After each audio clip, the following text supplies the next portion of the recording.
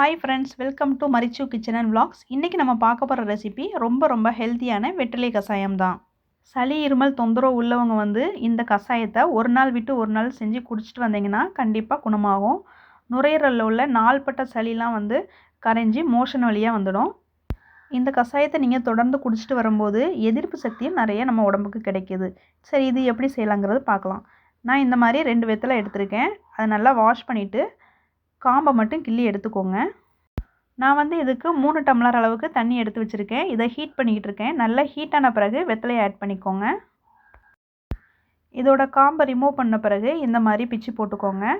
அப்படி இல்லைன்னா உரல் இருந்துச்சுன்னா உரலில் போட்டு நல்லா தட்டி போட்டுக்கோங்க.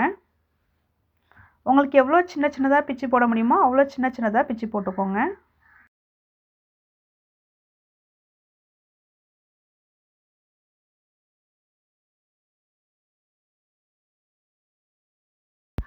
ஓகே, நெக்ஸ்ட் அரை டீஸ்பூன் அளவுக்கு மிளகு தட்டி எடுத்து வச்சுருக்கேன். இதை ஆட் பண்ணிக்கலாம். நெக்ஸ்ட் அரை டீஸ்பூன் அளவுக்கு சீரகம் எடுத்திருக்கேன். அதையும் இதோட ஆட் பண்ணிக்கலாம். அப்புறம் ஒரு பிஞ்ச் அளவுக்கு மஞ்சள் தூள் ஆட் பண்ணிக்கலாம். அப்புறம் ஒரு சின்ன துண்டு இஞ்சி சேர்த்துக்கோங்க. இஞ்சி நல்லா தட்டியே சேர்த்துக்கோங்க. அப்புறம் இந்த மாதிரி ஒரு துண்டு பட்டை, சின்ன துண்டாக இருந்தால் 2 துண்டு ஆட் பண்ணிக்கோங்க. அப்புறம் 1 டீஸ்பூன் அளவுக்கு ஓமம் சேர்த்துக்கோங்க. நெக்ஸ்ட் 5 கிராம்பு நல்லா தட்டி எடுத்து வச்சுருக்கேன். அதையும் இதோட ஆட் பண்ணிக்கலாம். நெக்ஸ்ட்டு 1 டீஸ்பூன் அளவுக்கு பனக்கற்கண்டு ஆட் பண்ணியிருக்கேன். இது நல்லா கொதிக்கட்டும். ஒரு 15லேருந்து 20 நிமிஷம் சிம்மில் வச்சே நல்லா கொதிக்க விட்டுக்கோங்க. குறைஞ்சது 15 நிமிஷமாவது நீங்கள் கொதிக்க வச்சுக்கோங்க. அந்த 3 டம்ளர் தண்ணி 2 டம்ளராக குறைஞ்சி வரணும். அந்த ஸ்டேஜ் வரைக்கும் நீங்கள் நல்லா கொதிக்க விட்டுக்கோங்க. இந்த கஷாயத்தை குழந்தைங்களுக்கும் கொடுக்கலாம். குழந்தைங்களுக்கு கொடுக்கும்போது 100 ml அளவுக்கு கொடுங்க.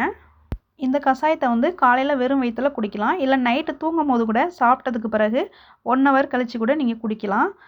இந்த கஷாயத்தில் ஓமம் சீரகம் சேர்த்துருக்கிறதுனால வயிறு சம்மந்தமாக எந்த பிரச்சனை இருந்தால் கூட சரி செஞ்சிடும். கோல்டு டைமில் நம்ம சுவாசிக்கிறதுக்கு கஷ்டப்படுவோம். இதில் பட்டை கிராம்பு சேர்ந்துருக்கிறதுனால அதுலேருந்து ரிலீஃப் ஆகலாம். அது மட்டும் இல்லாமல் கெட்ட கிருமிகள் மூலமாக நுரையீரலில் இன்ஃபெக்ஷன் ஆகாமல் இருக்கிறதுக்கு இது பாதுகாக்குது. இந்த கஷாயம் நான் எப்போவுமே வீட்டில் செய்கிறது தான். பயப்படாமல் குடிக்கலாம். என்னோடய குழந்தைங்களுக்கு வாரத்தில் 2 ட்ரிப்பாவது கண்டிப்பாக இதை செஞ்சு கொடுத்துருவேன். 100 ml அளவுக்கு குழந்தைங்களுக்கு கொடுங்க.